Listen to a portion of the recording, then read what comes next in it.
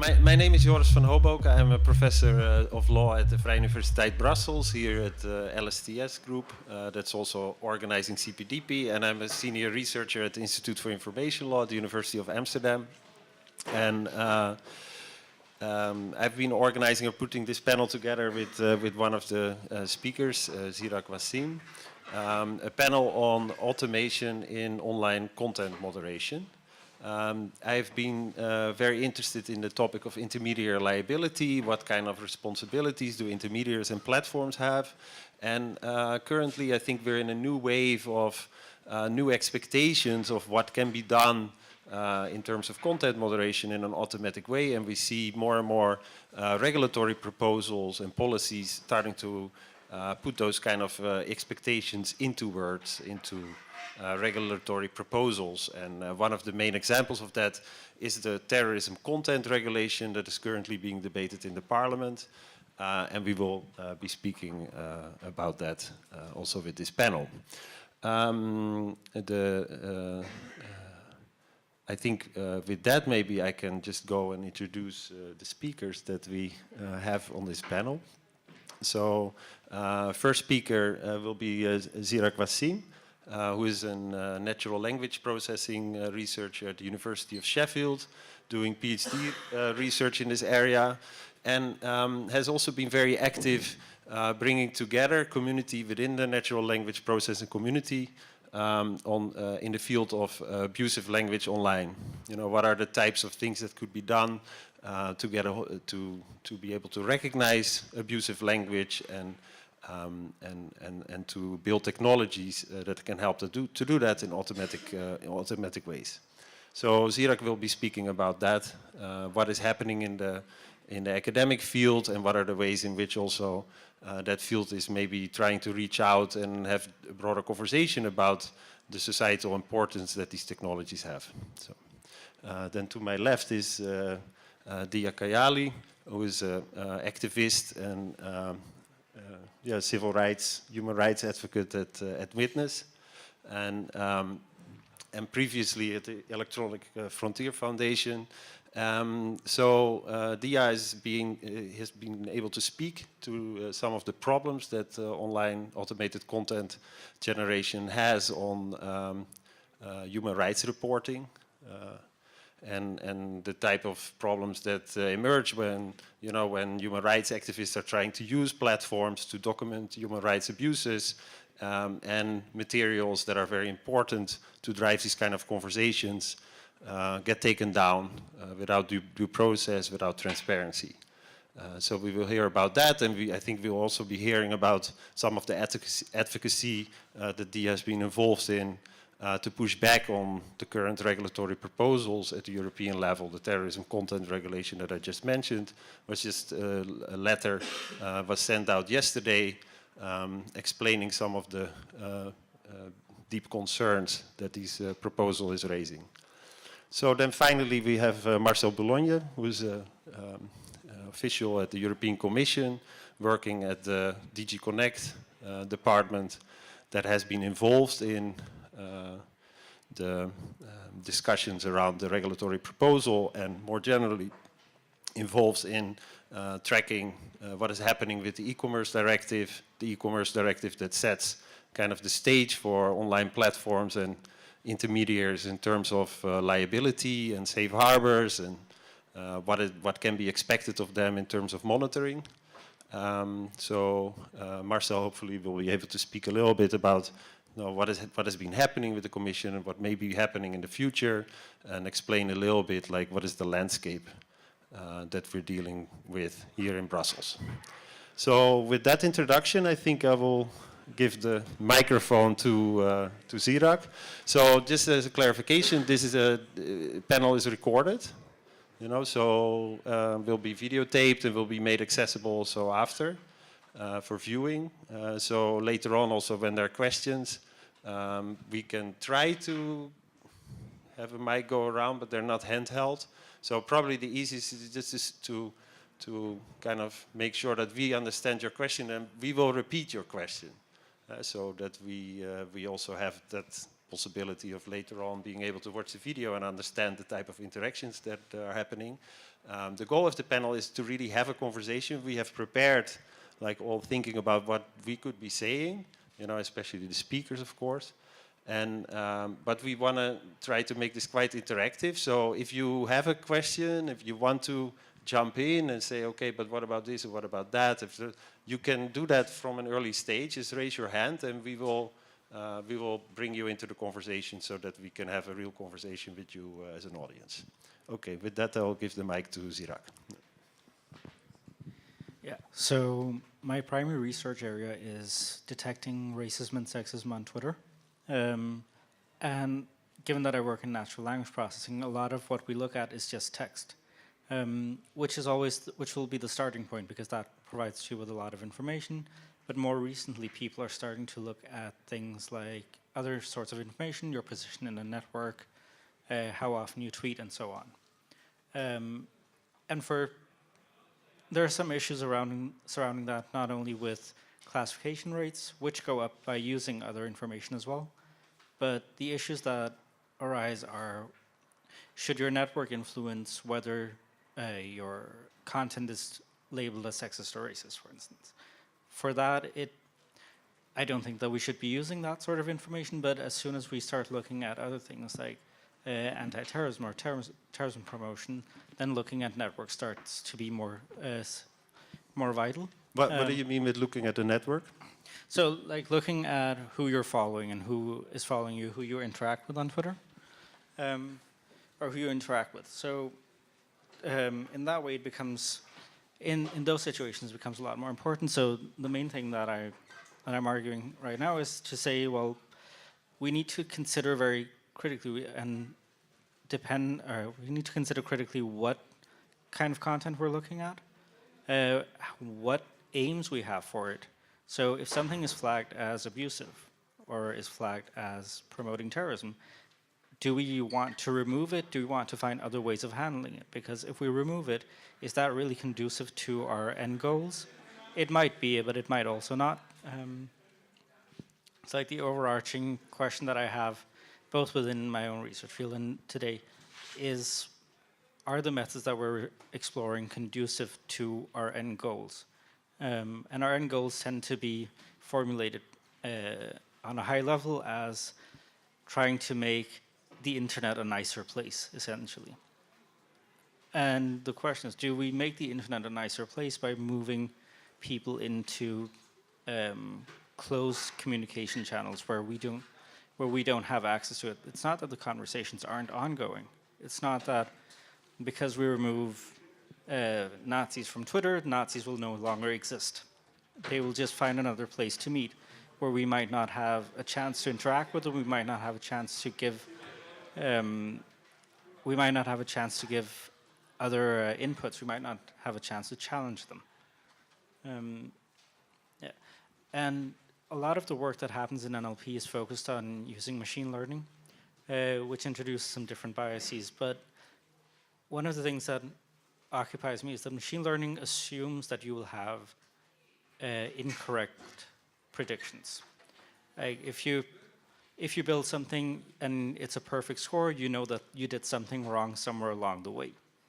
So what is the consequence, both on a higher level but also on an individual level? Could you explain that? I didn't follow. Like if you do something and you have the perfect score, you did something wrong. Why is that? So because we're working with statistical methods, there will always be some error, right? And if there is no error, that's usually a really good hint that somewhere along the way you made some mistake. So that the data that you're predicting on might already be seen by the classifier.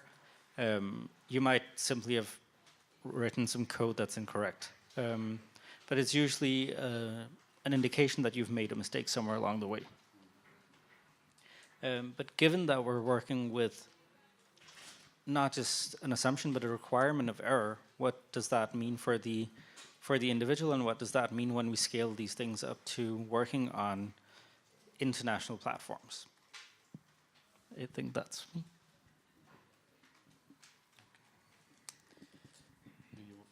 Dia, you want to continue the conversation? You want to give your input? Sure. So, and by the way, please jump in if I can get excited about these things and I can talk a little bit too much. So please cut me off. Just a little bit of background about the work that I do. I work at an organization called Witness that supports people who are documenting human rights abuses with video and related technology. And I'm the program manager for tech and advocacy. What that means is that I spend about a little less than half my time talking to companies about how their tools and policies can either be beneficial or detrimental to human rights defenders. So for me, when I think about what my end goal is, it's to make an internet that is not detrimental to human rights. Sometimes that means it's still not going to be a very nice place. But it does mean that it's not going to be, hopefully it's not going to be landing people in lynch mobs or in jail. Just to give you some background on the recent advocacy, because I think that's a good starting point, I'm going to tell you a little bit about our recent advocacy. I'm going to talk about some specific examples of how we've seen machine learning content moderation be harmful already. And then I'm going to talk a little bit about what we think about when we think about transparency and maybe a little bit of what can be changed. And hopefully that'll get us going. So this letter that we sent yesterday to the Parliament was about this terrorist content regulation proposal. And can I just see a show of hands? How many people are familiar with this proposal? Okay, so I'll give just a little bit of background on it, very, very brief, because I'm probably not the person to describe it. So this is a proposal that would require platforms to remove extremist content within an hour of receiving a notification from a competent authority.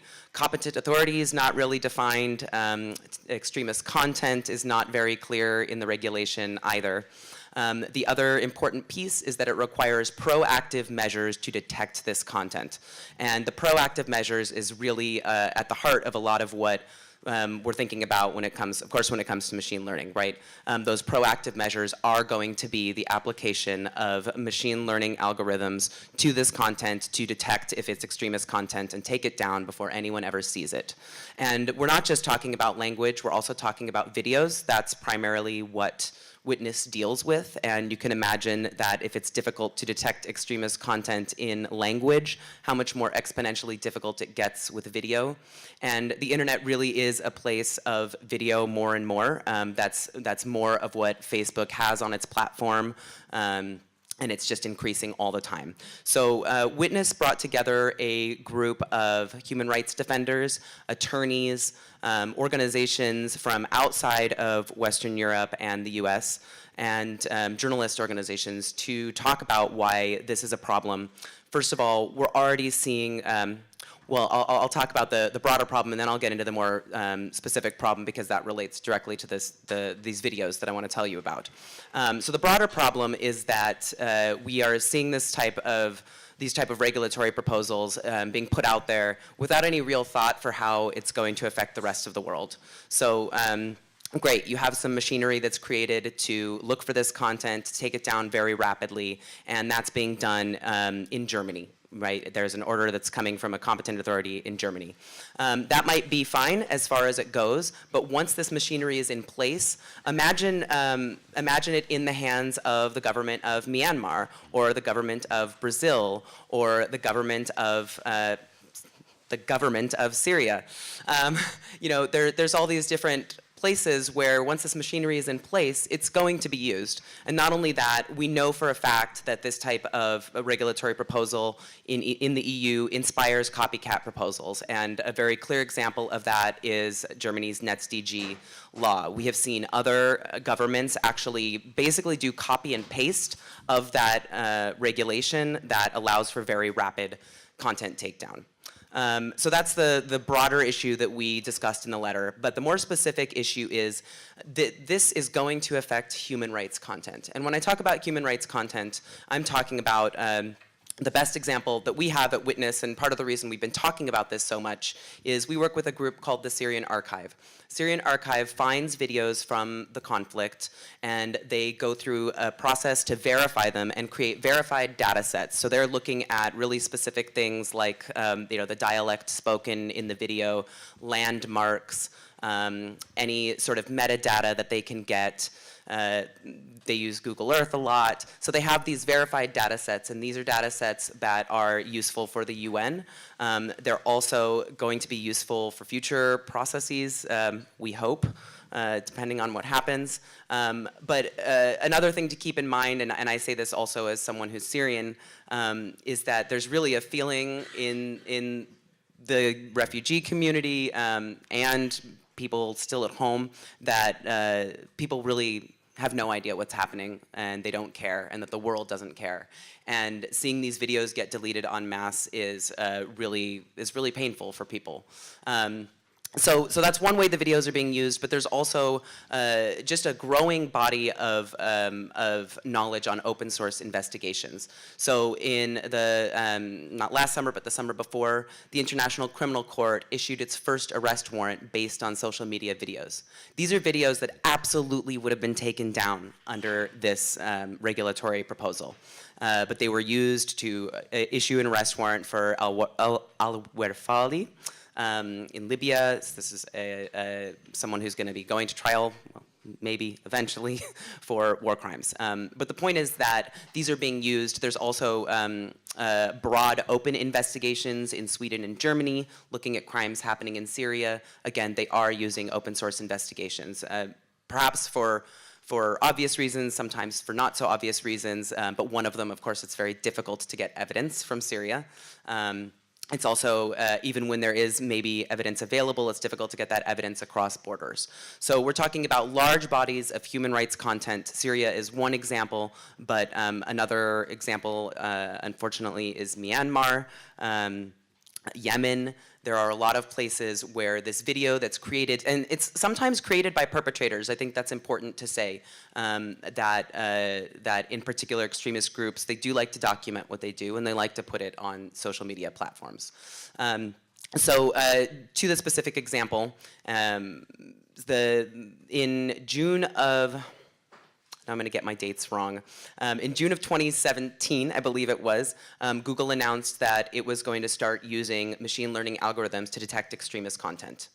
So in between the time that Google made that announcement and then in August of 2017, YouTube made an announcement that basically saying, look, success, we've done fantastic.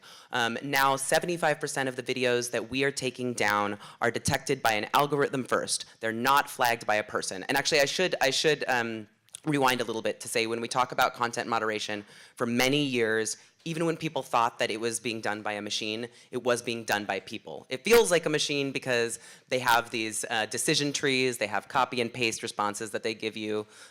They are trained to act like machines, and they're treated like machines as well, which is a whole other panel about trauma and looking at these videos. But they were done by people, and it was really driven by flagging. You see something, you don't like it, you flag it, the platform takes it down or doesn't take it down. And so with the introduction of machine learning algorithms, what happens is that people are still looking at the videos most of the time, or the other content. Of course, I'm going to say videos over and over again, because that's what I focus on. But now what happens is that a machine learning algorithm can flag the video and send it directly to the enforcement team instead of a human being ever necessarily seeing it. There are also automatic takedowns. Automatic takedowns happen, one way we know for certain that they happen is there are shared databases of content that has been taken down by one platform, and then it's been hashed. So the content has been turned into a number, it's put into a database, and then it can automatically be taken down without any sort of human review. So back to the specific incident that we're talking about. In July of 2017, activists started noticing that many of their videos were getting taken down and their accounts were getting shut down. This was happening particularly on YouTube. When you work with human rights defenders, every different region has a platform that they really prefer. In Myanmar, it's Facebook, but with a lot of Syrian activists, it was YouTube, which was great for Witness because we have a very close relationship with YouTube. So we started seeing these videos get taken down, and it just really started ballooning. So that by August of 2017, Syrian Archive estimated that it was in the several hundreds of thousands of videos that they personally had seen removed from the platform. And these include included videos that were verified by them, that were in their data sets. Fortunately, they had archived them, but unfortunately, a lot of times we're working with people who don't actually have a computer at all. Right? YouTube is their archive. Facebook is their archive. They're doing everything on mobile. They are smuggling USB sticks across borders. They are risking their lives to get this content out. And it's being deleted. And it's being deleted as extremist content. But it's evidence of human rights abuses. And so we have been working with YouTube really ever since to try to understand, how does the algorithm work? What can we do to tell people, what can people do to keep their content up? How do they have to label it? We've not gotten satisfactory answers. We have gotten zero information about the algorithm, and this is still an issue.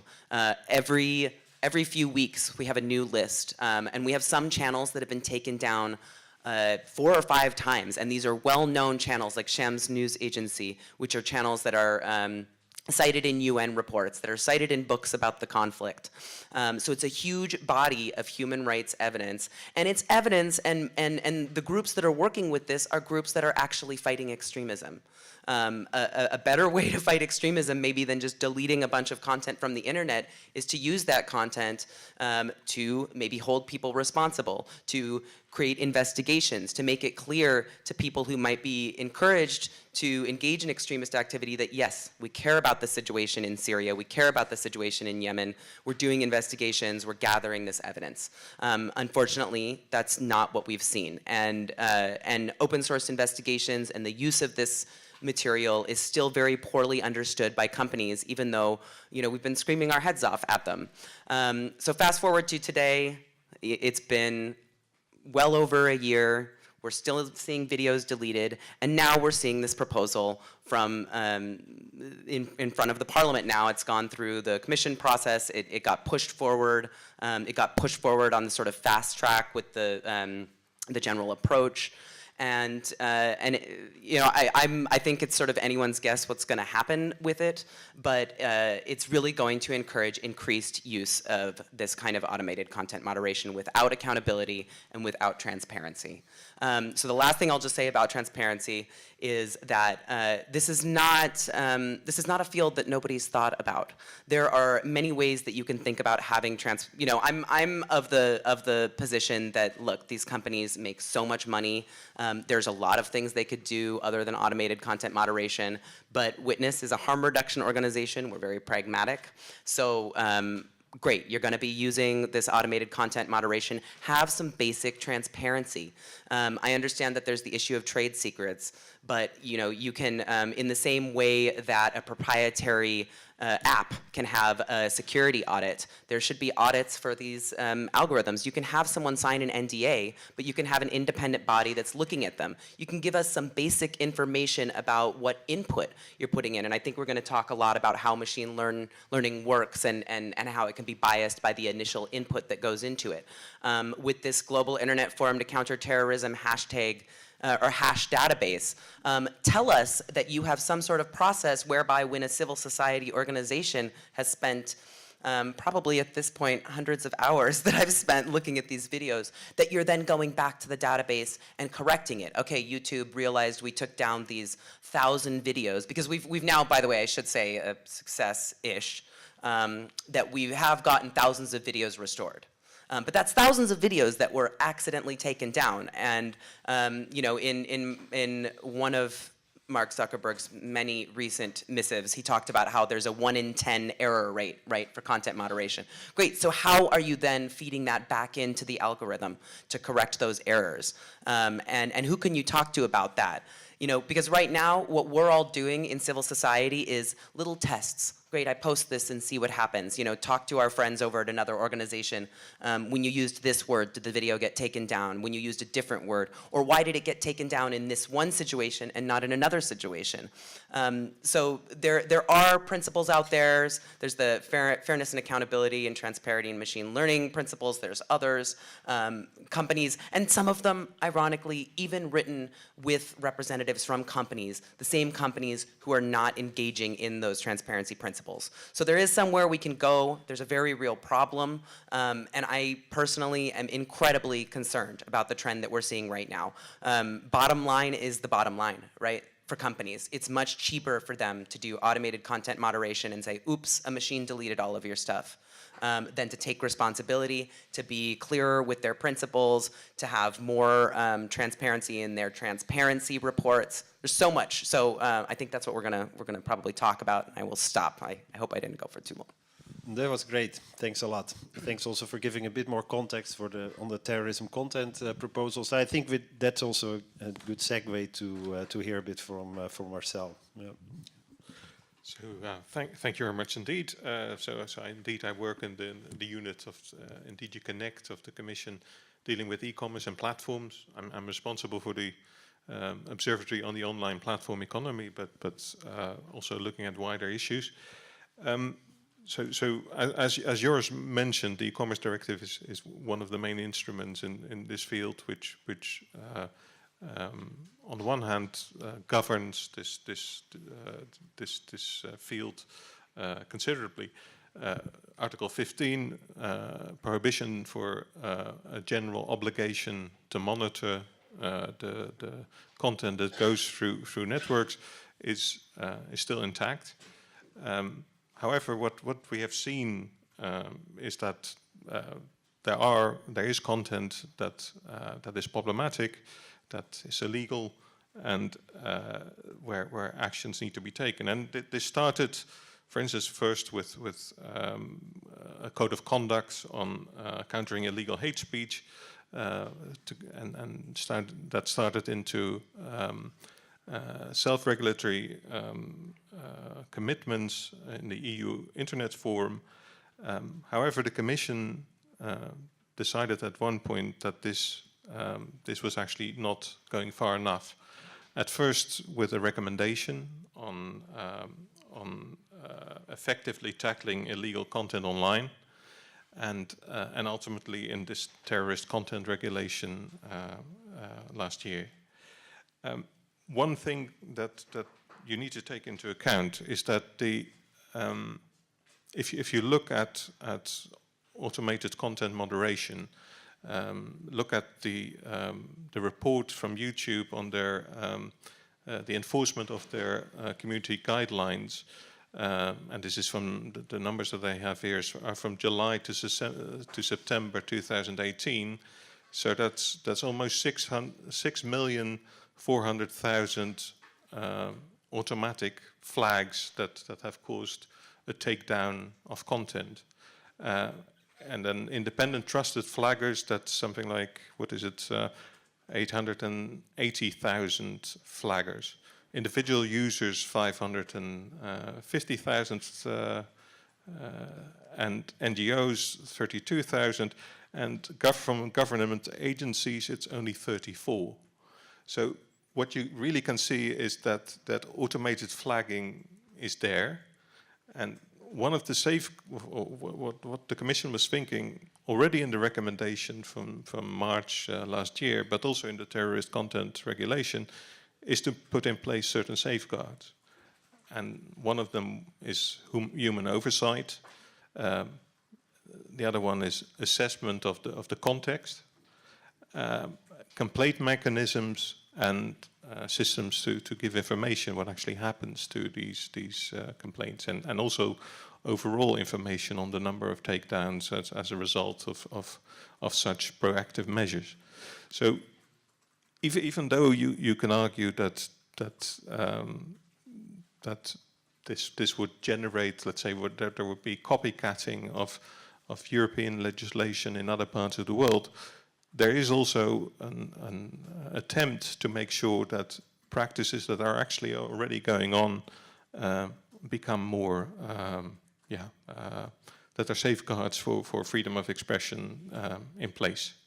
And for instance, the terrorist content regulation, the draft, also takes into account the preservation and content specifically for judicial review and for investigation and prosecution of terrorist offences. So this is what I would like to say. Thanks.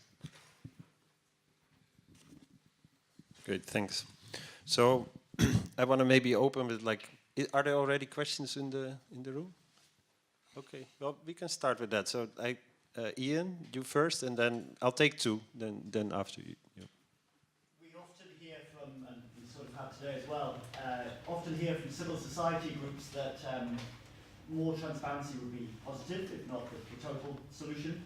And I wondered if there have been debates in the Commission or elsewhere, not just about suggesting this is a good thing, but actually requiring it, from the companies and from the authorities that are given competence under this proposed regulation. Okay, that's a great question. Thanks.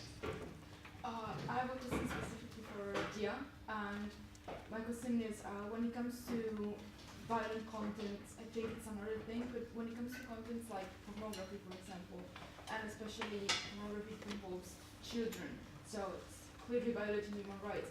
It's also very difficult to find a platform where these videos are shared, so it's not as immediate, it's not as easy, I guess, to access them. So I was just wondering, your work, or the work of people working in this specific field, how far they can go, what can they reach, what they cannot reach? Is this like a problem that has been, I guess it has been discussed, but at the governmental level, is it, where are we, basically? Yeah.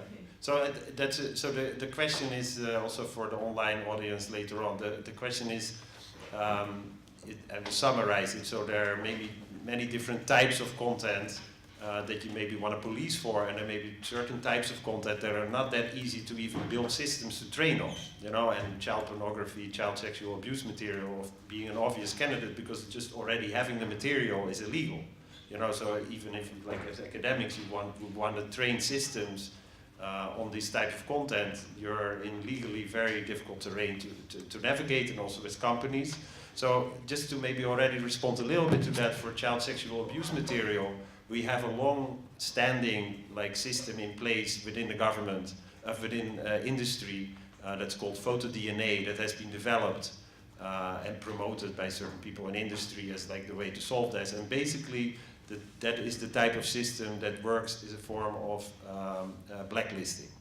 So there's a known kind of repository of child sexual abuse material, and companies are scanning when material is uploaded. It's kind of an upload filtering type of system, like doing kind of doing matching. Like it's hashed material, it's not the material itself. But so that is it's a type of filtering system that has been in place for a long time, and has been specifically developed in with collaboration between law enforcement and platform companies. So we have a question about transparency and about these different areas of content, and you want to add something? I mean, was also an aspect, but the specific question was within the internet, there are darknet, for example. They are I don't even know how to call them, because they're not places, but places that are very difficult to access in themselves. Yeah. Because and then because there are let's say layers and layers and layers. So how do you even access them in the first place? Can these systems go through this protected? I see. And the question was also specifically to Dia, of course. I wanted to maybe get the transparency question first, the answer from Zirag. Because I also speaking with you, Zirag, the question is what are the companies doing? So I think it would be very interesting also to hear from you, looking at it kind of from an academic perspective, with some sense of what are the types of systems and algorithms that could be used by companies. What part of it is kind of understood by experts, and what part of it is actually not understood, what the companies are doing. And then maybe also the question for Marcel is why not put more force on this transparency as a safeguard? Why shouldn't these systems just be much more transparent in the way that they're being used as a safeguard? You first, or yeah, I go first. I would like to hear from Zirag first on if that's okay. Yeah, I was just going to think a little bit. But okay, so I'll think while talking. So I mean, one of the things that are understood, like when you mentioned that you got zero information on how the algorithm is, on the algorithm, the first thing that came into my mind is that this is an algorithm which contains manual engineering. So saying that, well, if we're looking at a video or a text, it doesn't really matter, but if we're looking at this specific bit of content, then we're going to tell our algorithm what kind of things it's looking for. So in the context of text, it might be, well, look at how verbs are placed in the sentence to see whether it's abusive, see if there are any specific content bits, because with machine learning, the thing is that we don't really, like the algorithms themselves tend to be open knowledge. Like we use a very standard set of algorithms in the entire industry and in academia. What happens to be the secret sauce of it is the data and the manual feature engineering, if you do any of that. You can also not do any manual feature engineering, but then your algorithm will figure out what to look at itself. This requires a lot of data for it to figure it out with any sort of reliability. But since you say that you're not getting this information out, that they're not telling you what the algorithm is, I'm suspecting that they're using manual features to say, well, these are the specific aspects that you should look at this bit of content with. And that's one of the things that we understand. Like there's the understanding of errors always being accepted and encouraged, but then also that, well, the secret sauce or the algorithms in themselves don't matter as much as the content that they're being trained on and the kind of annotations that they're being given. So you mentioned bias a bit. So like if we consider a data set that I annotated for racism, for instance, it would have a very heavy bias towards my political leanings. If we ask, and this is what's happening mainly, if we ask a random set of people to annotate a data set, each and everyone will annotate that with their specific bias, even given some guidelines. So what ends up happening is that we train systems that have multiple different forms of biases that we're not aware of, we're not considering these. And this becomes a huge issue for transparency, because then if you ask the question, well, why does this specific bit of content get taken down when this content, which has 5 more seconds or has maybe 3 different words in it, not get taken down? Then that features into it, like that the specific annotations that the machine learning model got was not actually like said that these 2 things make a difference, or like the 5 words or the 3 seconds make a difference. As to transparency, you have very different levels of transparency. Transparency of what of the algorithms, but which I won't go into. Transparency on from the hosting provider on what was taken down in which instances for which reason. The examples I gave from the YouTube Community Guidelines Enforcement report, it just says it just refers to the way, so who flagged it and what was taken down. It doesn't say for which reason, so the granularity is not there. I'm not saying that the granularity in the Commission's proposal is that deep either, but we also have, let's say, the transparency at the level of the people uploading, actually. So if your content is taken down, in principle, you should be informed for what reason it was taken down. There's some exceptions to that, and I understand that in the legislative process that may have changed in some ways. I won't go into exactly how, but let's say the ultimate transparency would always be beneficial. The highest level of transparency that you can get would also give an indication of the size of the problem and more possibilities for redress. So just for you, I see a hand up there, so we see you, and I will try to address both of these questions. So I'm actually glad that I never thought that I would say these words, but I'm glad that you mentioned child porn, because that is actually the hash database that I talked about for extremist content. That is PhotoDNA, and that's where the technology comes from. And I think it's important to note that if you look at digital rights organizations and what they've been saying about free expression, there's not been a lot of organizations saying, oh no, you can't have this child porn hash database, it's ruining freedom of expression. We have Joe McNamee on the other panel. It's been like very vocal, an exception to the rule. Yeah, so I think it is, and I think there's a lot of reasons for that. A lot of people have said that they feel like that content is easier to hash and easier to detect. But that being said, we also, and I can't go too much into specifics, but just to say that companies are very aware, and I think people in that field are very aware, that people have definitely taken it to places that cannot, like automated content moderation is not going to do anything. And I think that kind of sadly proves a point about when we think that taking this stuff off of the internet is going to solve the problem. It's not. People are people, and people do horrible things, and they're going to do horrible things, and we have to think about the root of the problem.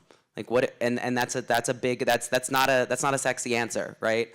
That's not what people want to hear. But people are going to use the dark web. People are going to use private.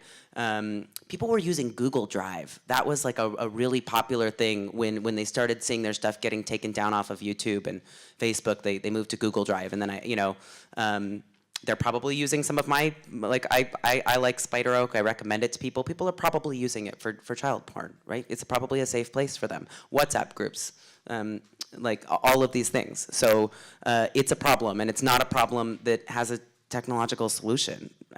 We want to think that it does, but it doesn't. So I just wanted to respond to a few things. One, about the preservation that's in the terrorist content directive. That preservation is for legal processes that fall within certain bounds. It is not going to help open source investigators, and it's not going to help the ICC. So it's the International Criminal Court. Oh, preservation of materials. So for instance, when Facebook removed all of the military officials from Myanmar and made its announcement, it noted, we are keeping this material. That's more useful preservation. That means that people from the UN could contact them and say, okay, so you preserve this material, we want to see it. But the kind of preservation that is contemplated in the directive is for existing legal processes, not future investigations. And how many existing legal processes are there to convict people of war crimes in Syria right now?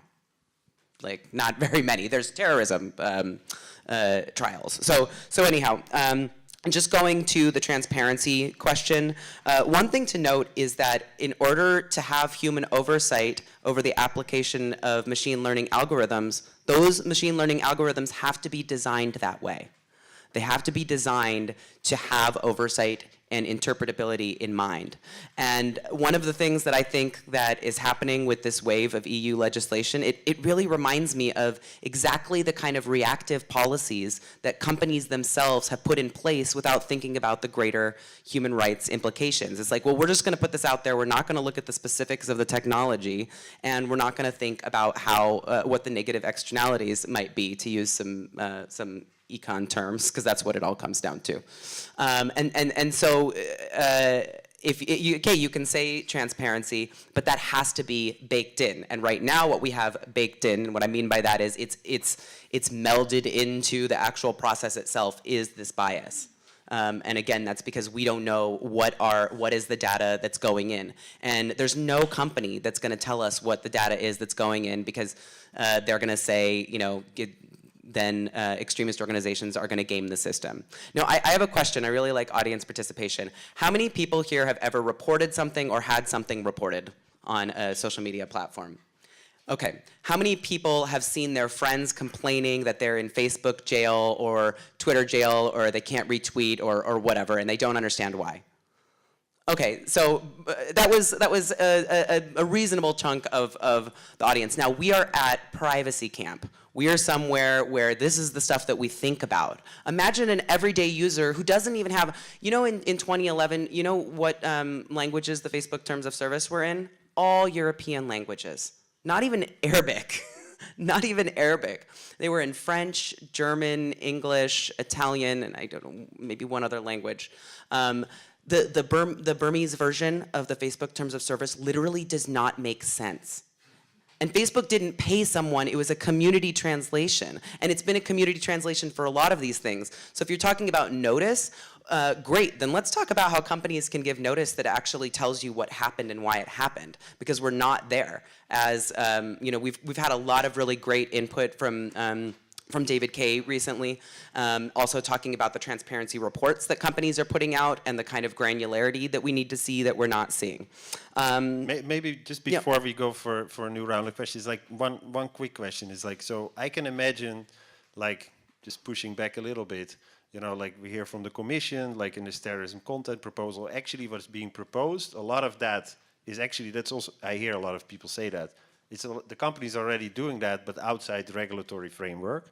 And so now, actually, what is happening, what may be happening, is we get some pretty good minimal safeguards. We actually get appeal mechanism obligations on the companies. The big platforms, they have to operate appeal mechanism. So, like, your network can be using that. I mean, hopefully, maybe it would be a global minimum standard.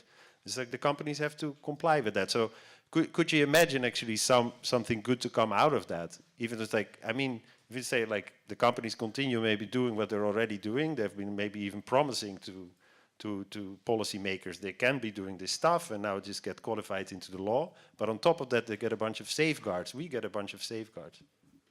I mean, I would love if the people who wrote this legislation had computer scientists working for them so that they could actually have safeguards that would make sense within the technical framework that we're in. I mean, that's the problem. We're not in a framework that will make sense for that, and it needs to be much more specific. So that's sort of what I'm saying. If for instance, this legislation had you have to have an external audit. Here you can have, you know, people can sign a non-disclosure agreement. Actually, and I think I referenced this in a blog post, there's some international audit society that has actually put out guidelines for how to do machine learning algorithm audit, so people are thinking about it already. But if there were really specific safeguards that were thinking about the proprietary nature, were thinking about the bias of the input, then I would be excited. I would say, great, maybe we're going to see something that will not just be really what it feels like, which is reactionary against companies saying, we don't like how you're doing things and we're going to tell you how to do them. That's fine, but then do something useful with it. And that's not what I'm seeing. Maybe there is an opportunity here. I hope there is. You know, fingers crossed. I think that's partly why we're having the conversation to think. So, like, let's do a new round of questions. Please raise your hand. Like, I see 2, 3, like 4. Okay. What? First in the back? Yeah, That's you. Yeah. So I think I have like maybe an extended comment, maybe a question about framing, and then maybe a suggestion at the end of this. So like, maybe the comment is not super extended because we do have a lot of other questions. Sorry, I know it's a comment, not a question, but maybe keep it a little bit. So I don't want to say that this is too much like a you or me, but we all have different focuses that we're necessarily focused on with regards to these situations. But like the use of like the human rights one is the one about like whether or not you should have like something like YouTube be like the preservation of record of information of this issue. I think that YouTube is not the right place for that to be in the first place, and that there should be more conversation about how do we get an alternative database for that purpose in particular, so that and the process for that to happen may have to have a migration away from YouTube, where you have a period where something, just because hackers doesn't even know about this alternative, they have to put it on YouTube, but then they have to find a way of getting that thing taken to an alternative place where it could be preserved. But keeping the thing, good conversation all within the platform, I think is still a problematic one, because maybe ultimately it's just not the place where the content should be. Okay. There's a good thing of maybe, there I guess is the question about the deletion issues with regards to online things, that you can always have alternative things get built, so that you'll never be able to fully delete things from the internet, but that shouldn't mean that you have to maintain it on YouTube. Keep in mind, I have to summarize your comment and the question for the online audience. So, like, maybe quickly also the question. Consider alternative platforms than YouTube. Okay, so the comment was In particular, like should, PRI is one that talks about like peer-to-peer. yeah, so what if you want to do something like human rights reporting and archiving, is actually YouTube the right platform in the first place? YouTube having these type of practices, maybe that are problematic, they're not necessarily maybe optimized and like the kind of robust kind of infrastructure for this type of documentation.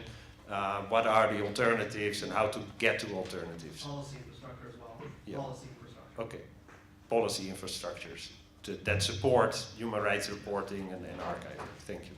Yeah, my question, or I don't know what it is, really kind of builds on that. I mean, it's a global problem. Is there anything happening by way of a global solution to this? I mean, in a way you can understand that I'm coming at this from a very naive position, but the regulation that we're discussing in a way tries to maybe do something good, protect the public from violent images. But if those could be stored in some kind of repository that is accessible by the certified authorities, well, I mean, and then it has some level of granularity as to why it was flagged, by whom it was flagged, it can actually serve as a deterrent as well towards these, I don't know, oppressive regimes, because then, I don't know, I mean, just kind of makes sense, but maybe it has a lot of negative consequences as well. I don't know about that, maybe. So, if I summarize the question, I would say, you know, what is the problem that this terrorism content regulation is trying to solve?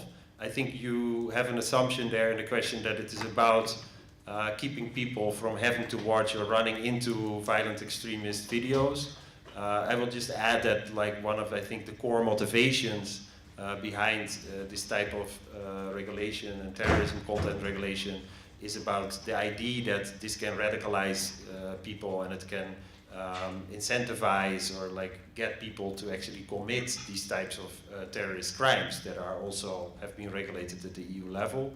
But I think maybe similar as the previous question, the comment was like, what are the kind of alternatives, you know, that you would have to set up systems, like to have maybe publicly organized, maybe multi-stakeholder kind of initiatives, I don't know, like, but what are the alternatives to set up things that address these types of issues without creating maybe censorship type of machines? So then I have... Yeah, well, my question is related to that.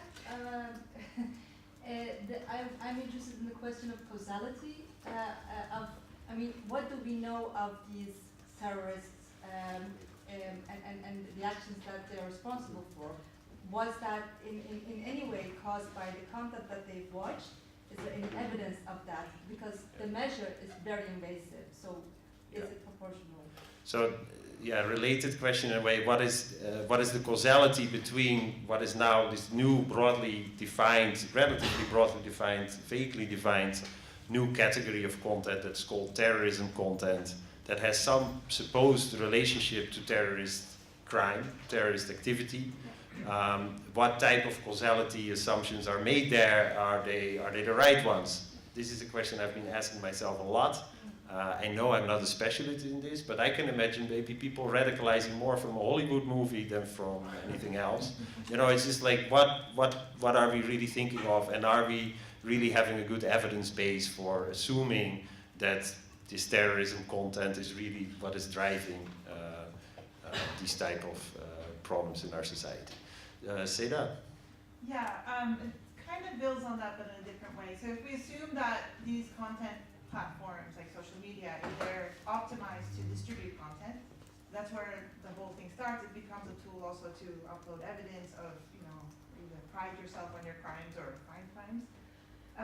And then the response is an optimization of the categories of what counts as terrorist content, because you automate and you optimize the finding of the content and the takedown of the content. So this also means that now we use machine learning maybe to look at some of this content, so now we're also optimizing the evidence making, right? So we are basically going into a certain kind of logic of evidence making, and I can tell you from security perspective, as soon as you can game a system and people know this is used for evidence making, which I'm sure you're already seeing, they will also start uploading things that will confuse evidence or fake material or make people look bad that are actually not involved in crimes or what have you. So optimization brings counter-optimization, and it keeps on basically creating a battleground where these tools are going to be colored and kind of difficult to work with even more in the future. So the question I have is, rather than about, should we go to another platform that optimizes differently, which still remains in the logic of optimization, looking to the future, is there maybe changes in evidence making as a result of the way we're dealing with these platforms that are so optimized on all of these different levels? And what are the kind of evidence making that should accompany optimization-based evidence making? Like, let's say that this kind of evidence making relies on a distribution platform that's optimized, machine learning, abuse speech recognition, or terrorist content recognition that's optimized, and evidence making that is optimized. I know it sounds like crazy, but like I did see. Can you clarify what you mean by evidence making? Yeah, so the Syrian archives, I believe, are using machine learning to identify certain objects in video, right? And so that means you're already optimizing how you go through the content. You're not having people look at it, but you're basically having algorithms look at it. They still have people looking at it. I'm sure you do, but you can unfortunately. imagine that for computer scientists, a wet dream is that you don't need that many people. That is the logic of optimization, right? And so that means we're going in a certain direction, which means that all the errors that we criticize these platforms of making, we will be making as well. We will be also going into this logic. And I'm wondering what should be our vision of the future of evidence. And I don't know how you summarize that. Okay, well, I'll try. No, so I think so. I have been practicing a little bit from time to time. I think the question is, and I think it's very related to the first question in many ways. No, like so, I would say the question is, when we have a civic or maybe public or important function that we need communication infrastructure for, like evidence, like making and archiving, in human rights reporting, human rights archiving. What are the types of infrastructures that are the good ones for that, and what does it mean to have to or to be plugging into infrastructures that are optimizing for content distribution and engagement and profit? No. And I would say maybe we can broaden your question, because of course, which has been great, I think this Dia has been able to really speak about how like these types of automated content recognition tools impact their work, their human rights reporting and archiving. But we can think of other functions that we want these platforms to fulfill. Having civic conversations, being able to communicate with each other. Like there's all sorts of reasons why we communicate and we use these platforms, and we all the time, like we hope that these platforms are doing well at fulfilling these kind of functions. But what does it mean for all that to be automated and scaled and optimized? Okay, so I think we have so many questions now that I'm gonna turn the mic to the speakers. Maybe we just do you want to go first, Dia? Sure. I'm so glad that someone said that YouTube is not the right place for this evidence. So I have a question, more audience participation. How many people here have ever had a phone contract outside of Western Europe or North America? Great. A few people, not very many. Here's why I'm asking. When you are in Myanmar or Brazil or most of the Middle East, you see advertisements for phone plans that have free Facebook and free WhatsApp. That is the world that we live in. We don't live in a world where any of the activists that I work with are going to use Spider Oak or some open source archive or anything like that. They are on YouTube. The way that we work, the way that Witness works is through harm reduction. So that's why I still go talk to YouTube. I would love to spend my days creating the ideal online evidence repository, but that's not where we are. We're in a place where that's the platform that people have access to. And actually, it's even really more dangerous with Facebook than YouTube, I will say, because there's not a lot of phone plans that have free YouTube. There are some. And especially now, as a whole other panel with the integration of WhatsApp, Facebook, and Instagram, we are heading into very, very dangerous territory. And it's dangerous because people are going to use that.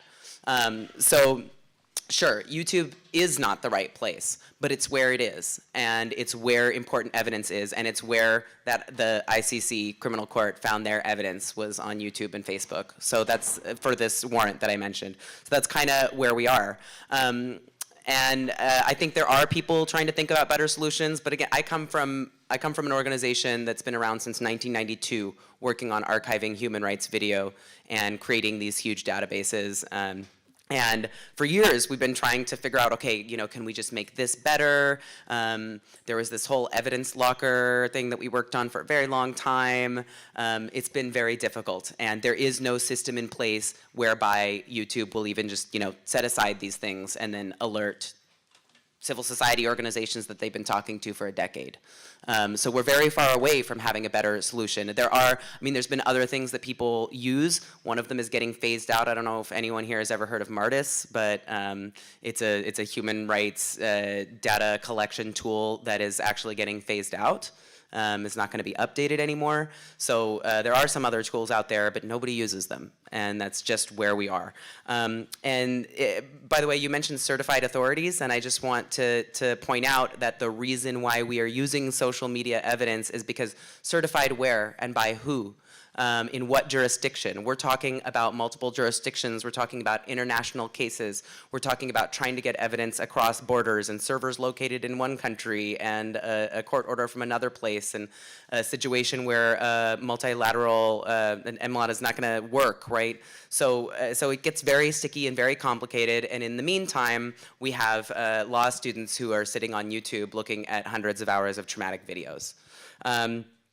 So, and causality, that was such a good point. Thank you for making that. There's been shockingly little evidence-based research on exactly what the links are between, okay, you see a video, the video's up for this long, and it's gonna have this impact on people. There was really interesting research, for folks who haven't seen it, this study in Germany on the AfD and the results of people engaging with AfD pages. But what I want to point out is they were engaging with legal content. They were engaging with legal AfD content, and the researchers were very careful in their findings. They said, we don't know exactly what the causality is here, but they did see a correlation between increased offline behavior and engaging with these far-right pages. And I guess the point there is what little research we've seen has pointed to some sort of causality, but again, it's with legal content, so it's not even, it's not, this directive is not going to help that. Yeah. I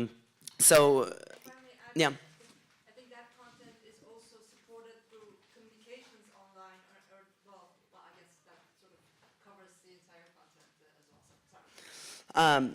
Sorry. So then to the last question. One thing I do really want to point out, that the way that these same processes are being used by people who are analyzing the evidence that exists. We have to, you can draw the correlation, but you also need to be clear about the different effects, right? They're using it to sift through vast amounts of data that they're not going to delete, they're going to preserve, and they're still going in and doing very specific, very labor-intensive analysis of each video in order to determine, because yes, there have been so many videos saying this is from Syria, it's from Yemen. This is from 2012. No, it's from 2005. So there is a lot of work to do to actually make this evidence usable, and there is no good solution. Again, there's this whole other conversation about trauma and like why you would maybe not want people to look at the videos. But yeah, I don't think that we are really prepared for the future. I think that's the short answer. And I'm not an archivist. I kind of wish our Witnesses archivist was up here now to talk more about this. But it's a worrying question because you're right. We're not prepared. Sorry. Do you want to speak to any of the questions? Yeah, if I can read my notes. Okay, I'll start with the optimization question first. So one of the things that interests me is, or concerns me rather, is that when, let's say that the process is, content is flagged automatically or not, it's reviewed automatically or not, and then it's reviewed automatically, and then it might go to a final reviewer, which is a human reviewer, for, let's say, just the borderline cases where we can ascertain how, we can find out how certain our algorithm is in a specific instance. If it's in a borderline case, we hand it off to a human reviewer. The human reviewer makes a mistake. It says that this is terrorism-related content when it's documenting something, some human rights abuses. This is then probably fed back into the algorithm. It's used as more training data to improve, quote unquote, improve the algorithm when it's actually deteriorating it, right? So this optimization, this counter-optimization might seek to game that rather than trying to make really clear cases of things that are not abusive, find that middle ground or find that area where the algorithms will be uncertain about it. Because then if you're looking to put that back in, or if a human reviewer makes a mistake on that, which they're likely to do because they're human. Not that machines are better, but this goes back into training a model that might become less and less certain over time and less precise for what the goal actually is, if you're looking at it in an optimization frame. And yeah, speaking to causality of radicalization, some research from the University College London showed that offline is still the most, or offline meetings are still the most important things for radicalization. Online content isn't. That was for Islamic terrorism. I would be really, really curious to see far-right terrorism, and far-right extremism, which has been cultivated a lot more online than offline. And I don't know how that works, but maybe that is more online. My assumption is that it is more online, given what I've seen. But I don't know, and I'd love more research into it. Maybe some general comments. When it comes to terrorism, terrorist content, the member states have decided that they want to tackle this issue together. And on the one hand, to have legislation at European level brings possibilities, but there are also limitations. The competences, you have the subsidiarity principle. When it comes to criminal justice, this is for the member states rather than for the EU level. That also means that when at EU level, the Commission or the European legislators address issues, they will also look very much at the situation that we are dealing with, rather than, let's say, the ideal situation where you would bring into being bodies that could deal with things in a better way. So it's not saying that legislation is fully reactive, but it has a strong reactive element to it, and that's one of the limitations. Okay, thanks. I maybe would like make a general comment too on what's at stake. I think like when I hear like discussion about the mistakes, you know, and about the fact that like, you know, also reading the reports, you know, like major platforms, what type of review time do people get that do this work of actually when there is escalation already? It's like, how long do you get to review a video? How long do you get to think about that? Maybe do a little bit of research. I'm seeing like half a minute type of review times, you know, incredible pressure on people, and that actually the investment that is being made is not just, that's I think the point that Sirach makes, not just to deal with that particular content at that time. It's an investment for the future to build systems that can do much more of this kind of stuff in an automatic way at scale. And so then thinking about something like freedom of expression, you know, like what's really, of course, one of the primary concerns here is like there's this definition, I think, of Michael John that says everything that's worth saying shall be said, you know, and it's like it really takes a lot of very careful judging to say this is actually this goes and this doesn't go, you know. Even if you have community standards and you don't necessarily judge by what is legal or by what is illegal, you know. So the idea that we're starting to automate that kind of judging and build this type of infrastructure, you know, like these huge systems you know, that become proprietary. You know, like the investment is made exclusively at the moment at that scale within the large platform companies. That's extremely concerning. You know, like there's no democratic process around building these type of infrastructures. You know, there are conversations about, hey, this is like, it should be fair, accountability and transparent, but I mean, how far are we really to think through what does it take for our societies to maybe to be governed, our speech partly, and all these very important processes to be governed by these types of systems without making the investment that is necessary to safeguard these civil and political rights that we care for. So I think I have to also look quickly at the time, and it's like, are we on? It's 4. Maybe is there a final question that we want to? Is there a final? Please. Besides the human rights defender, because human rights in theory are global, how we can ensure that the content moderation can respect cultural diversity? Can respect Cultural diversity. Cultural. So okay. Yeah. So how can cultural diversity be respected in automated content moderation systems? Yeah. Okay. Great point. So maybe a quick final answer from the panelists. Okay, I'm going to try to make this quick.